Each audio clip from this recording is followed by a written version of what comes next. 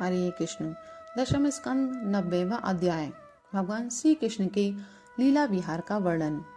श्री सुखदेव जी कहते हैं, परीक्षित, द्वारका नगरी की छटा अलौकिक थी। उसकी सड़कें मद चुते हुए मतवाले हाथियों, सुसज्जित योद्धाओं, घोड़ों और स्वर्णमय रथों की भीड़ से सदा सर्वदा भरी रहती थी। जिधर देखिए उधर ही हरे भरे उपवन और उद्यान लहरा रहे हैं।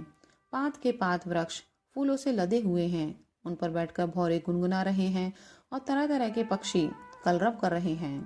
वह नगरी सब प्रकार की संपत्तियों से भरपूर थी। जगत के श्रेष्ठ वीर यदुवंशी उसका सेवन करने में अपना सौभाग्य मानते थे। वहां की स्त्रियां सुंदर वेशभूषा से विभूषित थी और उनके अंग अंग से जवानी की छटा छिटकती रहती थी।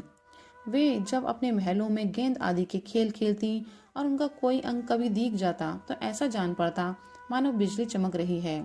लक्ष्मीपति भगवान की यही अपनी नगरी द्वारका थी।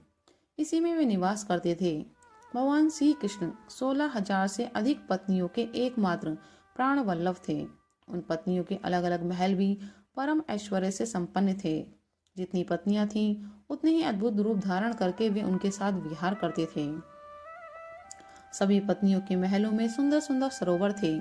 उनका निर्मल जल खिले हुए नीले, पीले, श्वेत, लाल आदि भांति भांति के कमलों के पराग से महकता रहता था। उनमें झुंड के झुंड हंस, सारस आदि सुंदर सुंदर पक्षी चहकते रहते थे। भगवान श्री कृष्ण उन जलाशयों में तथा कभी कभी नदियों के जल में भी प्रवेश कर अपनी पत्नियों के साथ जल विहार करते थे। भगवान के साथ विहार करने वाली पत्नियां जब उन्हें अपने भुजपाश में बांध लेती, आलिंगन करती, तब भगवान के श्री अंगों में उनके वक्ष स्थल की केसर लग जाती थी। उस समय गंधर्व उनके यश का गान करने लगते और सूत, मागध एवं वंदीजन बड़े आनंद से मृदंग, ढोल, नगाड़े और वीणा आदि बाजे बजाने लगते। भगवान की पत्नियां कभी कभी हंसते हंसते पिचकारियों से उन्हें भिगो देती थीं। वे भी उनको तर कर देते। इस प्रकार भगवान अपनी पत्नियों के साथ क्रीड़ा करते, मानो यक्षराज कुबेर यक्षिणियों के साथ विहार कर रहे हों। उस समय भगवान की पत्नियों के वक्षस्थल और जंघा आदि अंग वस्त्रों के भीग जाने के कारण उनमें से झलकने लगते। उनकी बड़ी बड़ी चोटियों और जूड़ों में से गुथे हुए फूल गिरने लगते। वे उन्हें भिगोते भिगोते पिचकारी छीन लेने के बहाने उनके पास पहुंच जाती और इसी बहाने अपने प्रियतम का आलिंगन कर लेती। उनके स्पर्श से पत्नियों के हृदय में प्रेम भाव की अभिवृद्धि हो जाती, जिससे उनका मुख कमल खिल उठता। ऐसे अवसरों पर उनकी शोभा और भी बढ़ जाया करती। उस समय भगवान श्री कृष्ण की वनमाला उन रानियों के वक्ष स्तर पर लगी हुई केसर के रंग से रंग जाती। विहार में अत्यंत मग्न हो जाने के कारण घुंघराली अलकें उन्मुक्त भाव से लहराने लगती। वे अपनी रानियों को बार बार भिगो देते और रानियां भी उन्हें सरोवार कर देती। भगवान श्री कृष्ण उनके साथ इस प्रकार विहार करते मानो कोई गजराज हथनियों से घिरकर उनके साथ क्रीड़ा कर रहा हो। भगवान श्री कृष्ण और उनकी पत्नियां क्रीड़ा करने के बाद अपने अपने वस्त्र आभूषण उतारकर उन नटों और नर्तकियों को दे देते जिनकी जीविका केवल गाना बजाना ही है। परीक्षित, भगवान इसी प्रकार उनके साथ विहार करते रहते। उनकी चाल ढाल, बातचीत, चितवन, मुस्कान, हास विलास और आलिंगन आदि से रानियों की चित्तवृत्ति उन्हीं की ओर खिंची रहती। उन्हें और किसी बात का स्मरण ही ना होता। परीक्षित, रानियों के जीवन सर्वस्व उनके एकमात्र हृदयेश्वर भगवान श्री कृष्ण ही थे। वे कमल नयन श्याम सुंदर के चिंतन में इतनी मग्न हो जाती कि कई देर तक तो चुप हो रहती और फिर उन्मत्त के समान असंबद्ध बातें कहने लगती। कभी कभी तो भगवान श्री कृष्ण की उपस्थिति में ही प्रेमोन्माद के कारण उनके विरह का अनुभव करने लगती और ना जाने क्या क्या कहने लगती। मैं उनकी बात तुम्हें सुनाता हूँ। रानियां कहती, अरे कुर्री, अब तो बड़ी रात हो गई, संसार में सब और सन्नाटा छा गया। देख, इस समय स्वयं भगवान अपना अखंड बोध छिपाकर सो रहे हैं और तुझे नींद ही नहीं आती। तो इस तरह रात भर जग जग कर विलाप क्यों कर रही है? सखी, कहीं कमल नयन भगवान के मधुर हास्य और लीला भरी उदार चितवन से तेरा हृदय भी हमारी ही तरह बिन तो नहीं गया है? अरे चकवी, तूने रात के समय अपने नेत्र क्यों बंद कर लिए हैं? क्या तेरे पतिदेव कहीं विदेश चले गए हैं और तू इस प्रकार करुण स्वर से पुकार रही है? हाय हाय, तब तो बड़ी दुखनी है। परंतु हो न हो, तेरे हृदय में भी हमारे ही समान भगवान की दासी होने का भाव जग गया है। क्या अब तू उनके चरणों पर चढ़ाई हुई पुष्पों की माला अपनी चोटियों में धारण करना चाहती है? अहो समुद्र, तुम निरंतर गरजते ही रहते हो, तुम्हें नींद नहीं आती क्या? जान पड़ता है तुम्हें सदा जागते रहने का रोग लग गया है। परंतु नहीं नहीं, हम समझ गई। हमारे प्यारे श्याम सुंदर ने तुम्हारे धैर्य, गांभीर्य आदि स्वाभाविक गुण छीन लिए हैं। क्या इसी से तुम हमारे ही समान ऐसी व्याधि के शिकार हो गए हो जिसकी कोई दवा नहीं है? चंद्रदेव, तुम्हें बहुत बड़ा रोग राजक्षमा हो गया है, इसी से तुम इतने क्षीण हो रहे हो। अरे राम राम, तुम अपनी किरणों से अंधेरा भी नहीं हटा सकते। क्या हमारी ही बातें, हमारे प्यारे श्याम सुंदर की मीठी मीठी रहस्य की बातें भूल जाने के कारण तुम्हारी बोलती बंद हो गई है? क्या उसी की चिंता से तुम मौन हो रहे हो? मलिया नील, हमने तेरा क्या बिगाड़ा है जो तू हमारे हृदय में काम का संचार कर रहा है? अरे तू नहीं जानता क्या, भगवान की तिरछी चितवन से हमारा हृदय तो पहले से ही घायल हो गया है। श्रीमन मेघ, तुम्हारे शरीर का सौंदर्य तो हमारे प्रियतम जैसा ही है। अवश्य ही तुम यदुवंश शिरोमणि भगवान के परम प्यारे हो, तभी तो तुम हमारी ही भांति प्रेम पाश में बंधकर उनका ध्यान कर रहे हो।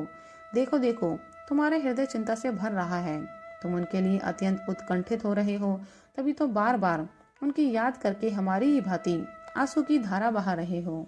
श्याम घन, सचमुच घनश्याम से नाता जोड़ना घर बैठे पीड़ा मोल लेना है। रिकोयल, तेरा गला बड़ा ही सुरीला है, मीठी बोली बोलने वाले हमारे प्राण प्यारे के समान ही मधुर स्वर से तू बोलती है।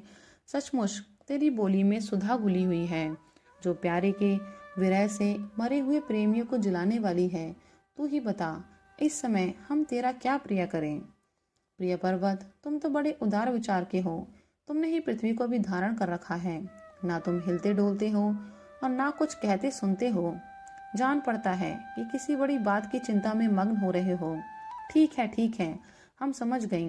तुम हमारी ही भांति चाहते हो कि अपने स्तनों के समान बहुत से शिखरों पर मैं भी भगवान श्याम सुंदर के चरण कमल धारण करूं। समुद्र पत्नी नदियों, यह ग्रीष्म ऋतु है, तुम्हारे कुंड सूख गए हैं, अब तुम्हारे अंदर खिले हुए कमलों का सौंदर्य नहीं दिखता, तुम बहुत दुबली पतली हो गई हो। जान पड़ता है जैसे हम अपने प्रियतम श्याम सुंदर की प्रेम भरी चितवन न पाकर अपना हृदय खो बैठी हैं और अत्यंत दुबली पतली हो गई हैं, वैसे ही तुम भी मेघों के द्वारा अपने प्रियतम समुद्र का जल न पाकर ऐसी दीनहीन हो गई हो। हंस, आओ आओ, भले आए, स्वागत है, आसन पर बैठो, लो दूध पियो। प्रिय हंस, श्याम सुंदर की कोई बात तो सुनाओ। हम समझती हैं कि तुम उनके दूत हो, किसी के वश में ना होने वाले श्याम सुंदर सकुशल तो है ना? अरे भाई, उनकी मित्रता तो बड़ी अस्थिर है, क्षणभंगुर है। एक बात तो बतलाओ, उन्होंने हमसे कहा था कि तुम ही हमारी परम प्रियतमा हो, क्या अब उन्हें यह बात याद है? जाओ जाओ, हम तुम्हारी अनुनय विनय नहीं सुनती। जब वे हमारी परवाह नहीं करते तो हम उनके पीछे क्यों मरे? क्षुद्र के दूत, हम उनके पास नहीं जाती। क्या कहा? वे हमारी इच्छा पूर्ण करने के लिए ही आना चाहते हैं। अच्छा, तब उन्हें तो यहाँ बुला लाना, हमसे बातें कराना, परंतु कहीं लक्ष्मी जी को साथ न ले आना। तब क्या वे लक्ष्मी जी को छोड़कर यहाँ नहीं आना चाहते? ये कैसी बात है? क्या स्त्रियों में लक्ष्मी ही एक ऐसी है जिनका भगवान से अनन्य प्रेम है? क्या हम में से कोई एक भी वैसी नहीं है? परीक्षित, श्री कृष्ण पत्नियां योगेश्वरेश्वर भगवान श्री कृष्ण में ऐसे ही अनन्य प्रेम भाव रखती थी, इसी से उन्होंने परम पद प्राप्त किया। भगवान श्री कृष्ण की लीलाएं अनेकों प्रकार से अनेकों गीतों द्वारा गान की गई है। वे इतनी मधुर, इतनी मनोहर है कि उनके सुनने मात्र से स्त्रियों का मन बलात् उनकी ओर खिंच जाता है। फिर जो स्त्रियां उन्हें अपने नेत्रों से देखती थी, जिनके संबंध में तो कहना ही क्या है, जिन बड़भाग्नी स्त्रियों ने जगतगुरु भगवान श्री कृष्ण को अपना पति मानकर परम प्रेम से उनके चरण कमलों को सहलाया, उन्हें नहलाया धुलाया, खिलाया पिलाया, तरह तरह से उनकी सेवा की, उनकी तपस्या का वर्णन तो भला किया ही कैसे जा सकता है। परीक्षित, भगवान श्री कृष्ण सत्पुरुषों के एकमात्र आश्रय हैं। उन्होंने वेदोक्त धर्म का बार बार आचरण करके लोगों को यह बात दिखला दी कि घर ही धर्म, अर्थ और काम साधन का स्थान है। इसलिए वे गृहस्थोचित श्रेष्ठ धर्म का आश्रय लेकर व्यवहार कर रहे थे।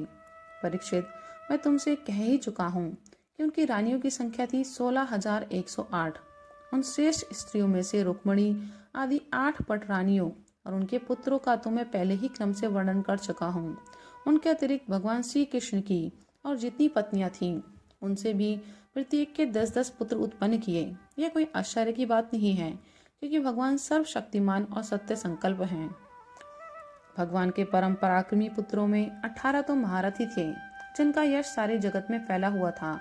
उनके नाम मुझसे सुनो: प्रद्युम्न, अनिरुद्ध, दीप्तिमान, भानु, साम, मधु, भ्रदानु, चित्रभानु, व्रक, अरुण, पुष्कर, वेदबाहु, श्रुतदेव, सुनंदन, चित्रबाहु, विरूप, कवि और न्यग्रोध। राजेंद्र, भगवान श्री कृष्ण के इन पुत्रों में भी सबसे श्रेष्ठ रुक्मणी नंदन प्रद्युम्न जी थे। वे सभी गुणों में अपने पिता के ही समान थे। महारथी प्रद्युम्न ने रुक्मी की कन्या से अपना विवाह किया था। उसी के गर्भ से अनिरुद्ध जी का जन्म हुआ। उनमें 10,000 हाथियों का बल था। रुक्मी के दौहित्र अनिरुद्ध जी ने अपनी नाना की पोती से विवाह किया। उनके गर्भ से वज्र का जन्म हुआ। ब्राह्मणों के शाप से पैदा हुए मूसल के द्वारा यदुवंश का नाश हो जाने पर एकमात्र वे ही बच रहे थे। वज्र के पुत्र हैं प्रतिबाहु, प्रतिबाहु के सुबाहु, सुबाहु के शांतसेन और शांतसेन के शतसेन। परीक्षित, इस वंश में कोई भी पुरुष ऐसा ना हुआ जो बहुत सी संतान वाला ना हो तथा जो निर्धन, अल्पायु और अल्पशक्ति हो। वे सभी ब्राह्मणों के भक्त थे। परीक्षित, यदुवंश में ऐसे ऐसे यशस्वी और पराक्रमी पुरुष हुए हैं जिनकी गिनती भी हजारों वर्षों में पूरी नहीं हो सकती। मैंने ऐसा सुना है कि यदुवंश के बालकों को शिक्षा देने के लिए 3,88,00,000 आचार्य थे। ऐसी स्थिति में महात्मा यदुवंशियों की संख्या तो बताई ही कैसे जा सकती है। स्वयं महाराज उग्रसेन के साथ एक नील के लगभग सैनिक रहते थे। परीक्षित, प्राचीन काल में देवासुर संग्राम के समय बहुत से भयंकर असुर मारे गए थे। वे ही मनुष्य में उत्पन्न हुए और बड़े घमंड से जनता को सताने लगे, और उनका दमन करने के लिए भगवान की आज्ञा से देवताओं ने ही यदुवंश में अवतार लिया था। परीक्षित, उनके कुलों की संख्या 101 थी। वे सब भगवान श्री कृष्ण को ही अपना स्वामी एवं आदर्श मानते थे। जो यदुवंशी उनके अनुयायी थे, उनकी सब प्रकार से उन्नति हुई। यदुवंशियों का चित्र इस प्रकार भगवान श्री कृष्ण में लगा रहता था कि उन्हें सोने, बैठने, घूमने फिरने, बोलने, खेलने और नहाने धोने आदि के कामों में अपने शरीर की भी सुधि न रहती थी। वे जानते ही ना थे कि हमारा शरीर क्या कर रहा है। उनकी समस्त शारीरिक क्रियाएं यंत्र की भांति अपने आप होती रहती थीं। परीक्षित, भगवान का चरण धोवन गंगा जी अवश्य ही समस्त तीर्थों में महान एवं पवित्र हैं, परंतु जब स्वयं परम तीर्थ स्वरूप भगवान ने ही यदुवंश में अवतार ग्रहण किया, तब तो गंगा जल की महिमा अपने आप ही उनके सुयश तीर्थ की अपेक्षा कम हो गई। भगवान के स्वरूप की यह कितनी बड़ी महिमा है कि उनसे प्रेम करने वाले भक्त और द्वेष करने वाले शत्रु दोनों ही उनके स्वरूप को प्राप्त हुए। जिस लक्ष्मी को प्राप्त करने के लिए बड़े बड़े देवता यत्न करते रहते हैं, वे ही भगवान की सेवा में नित्य निरंतर लगी रहती हैं। भगवान का नाम एक बार सुनने अथवा उच्चारण करने से ही सारे अमंगलों को नष्ट कर देता है। ऋषियों के वंशजों में जितने भी धर्म प्रचलित हैं, सबके संस्थापक भगवान श्री कृष्ण ही हैं। वे अपने हाथ में काल स्वरूप चक्र लिए रहते हैं। परीक्षित, ऐसी स्थिति में वे पृथ्वी का भार उतार देते हैं, ये कौन बड़ी बात है। भगवान श्री कृष्ण ही समस्त जीवों के आश्रय स्थान हैं। यद्यपि वे सदा सर्वदा सर्वत्र उपस्थित ही रहते हैं, फिर भी कहने के लिए उन्होंने देवकी जी के गर्भ से जन्म लिया है। यदुवंशी वीर पार्षदों के रूप में उनकी सेवा करते रहते हैं। उन्होंने अपने भुजबल से अधर्म का अंत कर दिया है। परीक्षित, भगवान स्वभाव से ही चराचर जगत का दुख मिटाते रहते हैं। उनका मंद मंद मुस्कान से युक्त सुंदर मुखारविंद ब्रजवासियों और पुरुष स्त्रियों के हृदय में प्रेम भाव का संचार करता रहता है। वास्तव में सारे जगत पर वही विजयी है। उन्हीं की जय हो, जय हो। परीक्षित, प्रकृति से अतीत परमात्मा ने अपने द्वारा स्थापित धर्म मर्यादा की रक्षा के लिए दिव्य लीला शरीर ग्रहण किया और उसके अनुरूप अनेक अद्भुत चरित्रों का अभिनय किया। उनका एक एक कर्म स्मरण करने वालों के कर्म बंधनों को काट डालने वाला है। जो यदुवंश शिरोमणि भगवान श्री कृष्ण के चरण कमलों की सेवा का अधिकार प्राप्त करना चाहें, उसे उनकी लीलाओं का ही श्रवण करना चाहिए। परीक्षित, जब मनुष्य प्रतिक्षण भगवान श्री कृष्ण की मनोहारिणी लीला कथाओं का अधिकाधिक श्रवण, कीर्तन और चिंतन करने लगता है, तब उसकी यही भक्ति उसे भगवान के परम धाम में पहुंचा देती है। यद्यपि काल की गति के परे पहुंच जाना बहुत ही कठिन है, परंतु भगवान के धाम में काल की दाल नहीं गलती, वे वहां तक पहुंच ही नहीं पाता। उसी धाम की प्राप्ति के लिए अनेक सम्राटों ने अपना राजपट छोड़कर तपस्या करने के उद्देश्य से जंगल की यात्रा की है। इसलिए मनुष्य को उनकी लीला कथा का ही श्रवण करना चाहिए। हरे कृष्ण, हरि ओम तत्सव, हरि बोल। हरे कृष्ण कृष्ण कृष्ण हरे हरे, हरे राम राम राम हरे हरे।